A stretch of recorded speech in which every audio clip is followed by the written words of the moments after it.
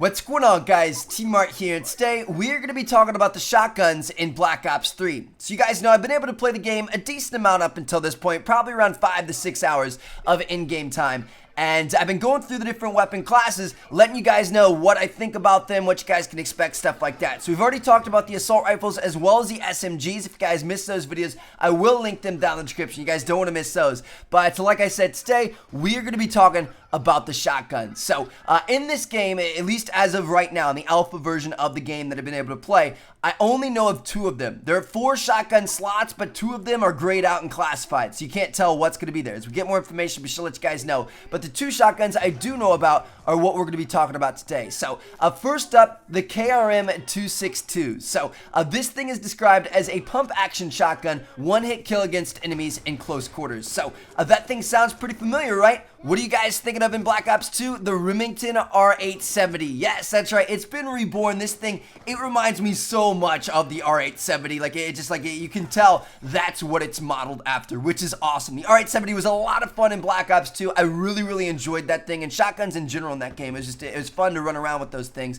But yeah, so it's kind of, back, and honestly, in this build of the game, it felt a little bit weaker than the R870 in Black Ops 2. Sometimes I almost felt like the R870 was a little bit too powerful, but it's still a very good weapon. And obviously weapon balancing and kind of buffs and nerfs and stuff like that are going to happen a lot leading up until when the game actually comes out. So I'm sure this wasn't final form, but essentially a pump action semi-auto shotgun where you run around and get one-hit kills. That's what the KRM is. So it's definitely going to be a heavy hitter in the shotgun class. Now, the second shotgun we had available to use at the capture event at E3 and stuff like that was the Haymaker 12. And this thing's described as fully automatic shotgun, fast fire rate with modest damage. Now, I'm going to be honest, I didn't really use this thing that much. Like, there were so many things to check out, so many weapons, so many perks, so many pieces of equipment. Like, it was a rush to try to take everything in as fast as possible. This is one of the guns that I didn't get a lot of playtime with. Maybe like 1 to 2 lives or something like that. But the best way I can describe this thing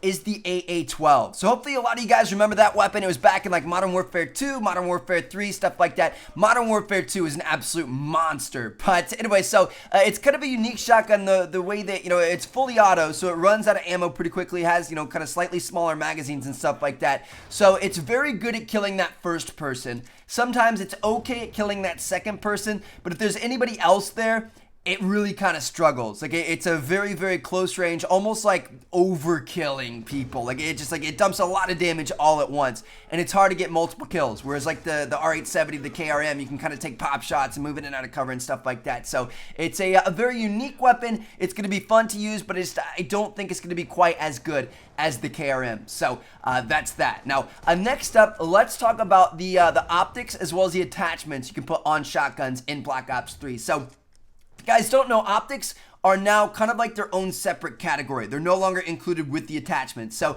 the only optic available on the shotguns in the alpha build of the game was the reflex sight, which is essentially the red dot sight. I'm sure there are going to be other optical attachments available for the shotguns when the actual game comes out, or maybe even the beta, but as of right now, that's all they had in the version that we played. Now, next up, let's talk about attachments. So there were 8 attachments available for the shotguns in the alpha build of the game that I played. Obviously, by the time the game actually comes out, this could be changed. There could be, attachments added, removed, modified, whatever. So keep that in mind, but these are the ones that we had when I played. So first up, there's the long barrel. This thing is obviously very important because it increases your range and in turn kind of increases your damage over range. So that's pretty useful there.